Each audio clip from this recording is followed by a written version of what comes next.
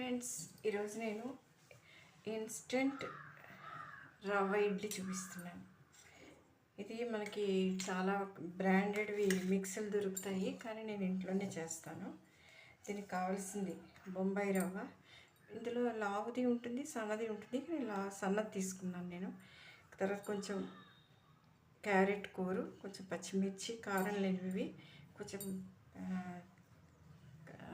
ఇదేంటి కొత్తిమీర, తర్వాత జీలకర్ర పొడి, కొంచెం పసుపు పొడి, కొంచెం కారం, కొంచెం సాల్ట్. ఇవి గ్రీన్ పీస్ పచ్చివి, కొంచెం జీడిపప్పులు. మామూలుగా అయితే పోపు వేస్తారు, నేను పోపు ఇవాళ ఇదే వేస్తాను. ఏంటి, ఆవాలు ఒక్కటే వేస్తాను, ఎందుకంటే కొంచెం అవి తినలేని వాళ్ళు కూడా ఉన్నారు, అందుకని అలా చేస్తాను. ఇది పెరుగు కావాల్సింది కలుపుకున్నాను. ఇప్పుడు ముందు కొంచెం గరిటె తడిగా ఉందనుకోండి, ఒకసారి అలా స్టవ్ మీద పెట్టండి.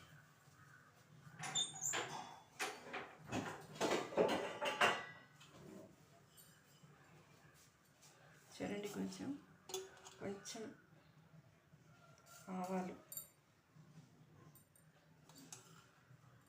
జీలకర్ర పొడి వేసినా కొంచెం కనిపిస్తూ ఉంటే బాగుంటుంది, అందుకని ఆవాలు, కొంచెం జీలకర్ర వేసాను.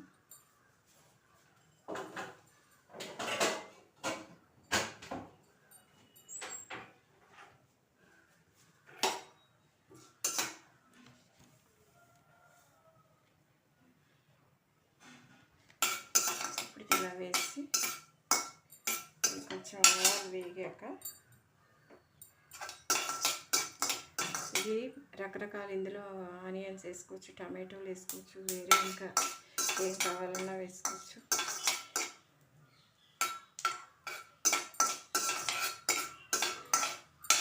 ఇది వేగాక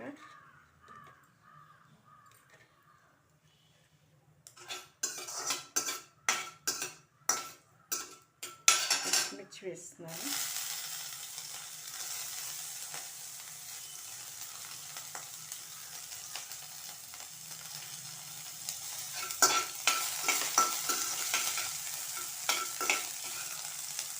పచ్చిమిర్చి తర్వాత రవ్వ వేస్తున్నాను. రవ్వ బాగా వేగాలి, అందుకని రవ్వ వేస్తున్నా. మిగిలిన కూరగాయలవి ఏవైనా నానిపోతాయి, కొంచెంసేపు నానితే సరిపోతుంది, కానీ రవ్వ కొంచెం బాగా ఎర్రగానే వేగాలి. వేగితే చిన్నపిల్లలకైనా పెద్దవాళ్ళకైనా తొందరగా డైజెషన్ అవుతుంది, అందుకని రవ్వని ఇంత బాగా వేయించాలి. కావాలంటే కొంచెం నెయ్యి వేసుకోవచ్చు. నెయ్యి వేస్తే గుల్లదనం వస్తుంది.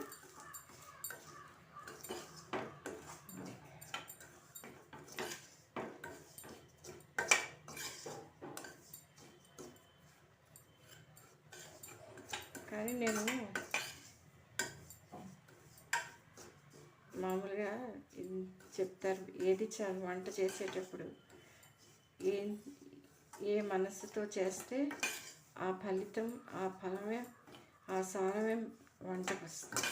అందుకని మాకు వంట చేసేటప్పుడు మాట్లాడటం అలవాట్లేదు, కానీ ఇప్పుడు మాట్లాడకపోతే తెలియదు కదా, కొన్ని తెలియవని చెప్తున్నాను. అక్కడికి చాలా తక్కువ. అయితే ఒకసారి ఒక బ్రాహ్మణుడు చాలా నిష్టగా ఉండేవాట. వెళ్తేను అంటే యాత్రలు చేసుకుంటూ వెళ్తూ ఉంటాను. ఒకళ్ళింటికి ఒక వ్యాపారస్తుడు అంటే అన్ని రకాల బిజినెస్లు చేసేవాడు, షావుకారు కాదు. అయితే అతను భార్య కూడా అలాంటిది, ఆ దొడ్లో బీరకాయ, ఈ దొడ్లో దోసకాయ కోసుకొచ్చే రకం. అందుకని ఒక రోజు బ్రాహ్మణుని ఆ బాటసారిగా కనిపించేప్పటికి భోజనం పెట్టింది. భోజనం పెట్టాక వెళ్ళేటప్పుడు వాళ్ళ ఇంట్లో చిన్న గ్లాసు, వెండి గ్లాసు ఉంటే ఆ వెండి గ్లాసు జేబులో వేసుకుని వెళ్ళిపోయాట బ్రాహ్మణుడు. అయితే వీళ్ళందరూ వెళ్ళి వెతికి మొత్తానికి ఆ బ్రాహ్మణుడిని పట్టుకున్నారు. ఏమయ్యా ఇలా వేసావు, ఇలా పట్టుకుపోయావు అంటే ఆయన అన్నట్ట, మీరు ఇవాళ భోజనం, నాకు పెట్టిన భోజనం ఎక్కడి నుంచి తెచ్చారు చెప్పండి, అందులో సరుకులు అన్నట్టు. అంటే ఏముంది, వాళ్ళ దొడ్లో కొమ్మ ఈ దొడ్లో వాలింది, అందుకని ఆ మామిడికాయ కోసాను, పప్పులో వేశాను. పక్కింటి వాళ్ళ బీరపాదు మా గోడ మీదకి పాకింది, దాంట్లో బీరకాయలు కోసాను. అందుకని ఇలా చేశానని చెప్పాను, ఇవి చేశాను అన్నట్టు. అందుకే మీరు పెట్టిన అలాంటి ఆహారం ఫలితంగానే నాకు ఇలాగా తస్కరించాలన్న బుద్ధి కూడా పుట్టింది అని చెప్పాను. ఇప్పుడు ఇందులో క్యారెట్ కూడా వేసేయాలి. వేస్తే పచ్చివాసన పోతుంది.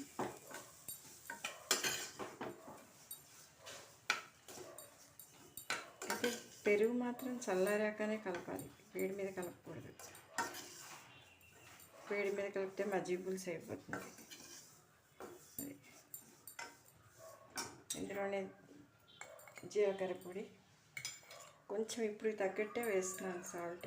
మళ్ళీ తర్వాత వేసుకోవచ్చు కావాలంటే, అందుకని వేయట్లేదు.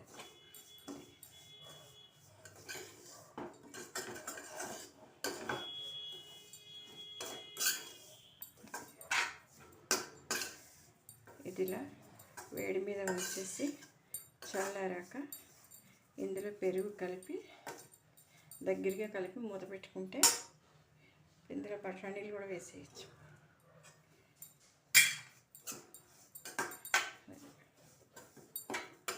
నేను జీడిపప్పులు పెట్టా, కానీ ఎందుకంటే జీడిపప్పులు కూడా నవ్వలేని వాళ్ళు ఉన్నారు పాపం. అందుకని వేసేటప్పుడు, ఇడ్లీ వేసేటప్పుడు దానిపైన జీడిపప్పుని గార్నిష్ చేస్తాను.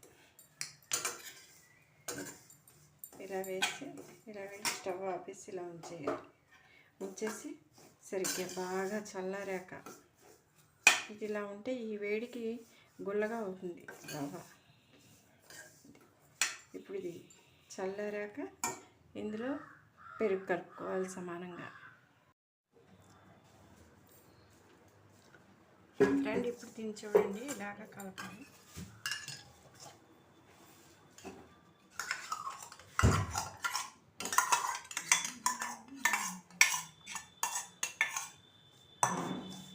కలిపి పెట్టుకోవాలి దీన్ని.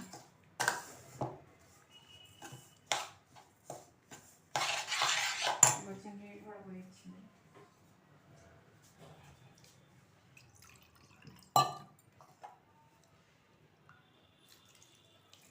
వాటర్ గ్లాస్ నీళ్ళు కూడా పోసాను. ఇప్పుడు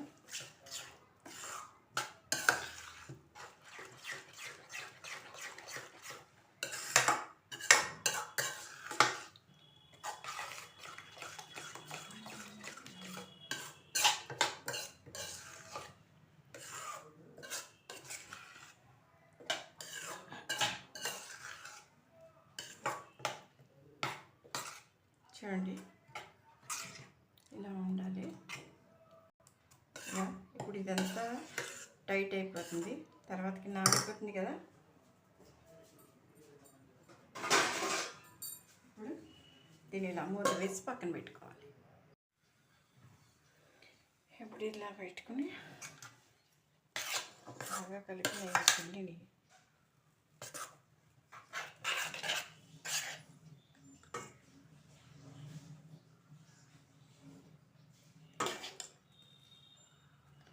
ఇలా ఆపోజిట్ దాంట్లో వేస్తే పళ్ళెం లేచిపోకుండా ఉంటుంది.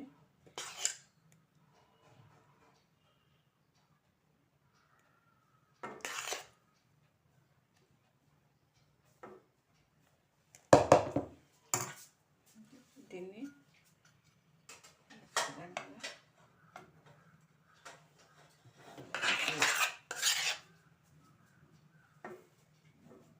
ఇందులో కొంచెం వేసి అప్పుడు మళ్ళీ ఇందులో వేయాలి. ఇలా వేస్తే కదిలిపోకుండా ఉంటుంది.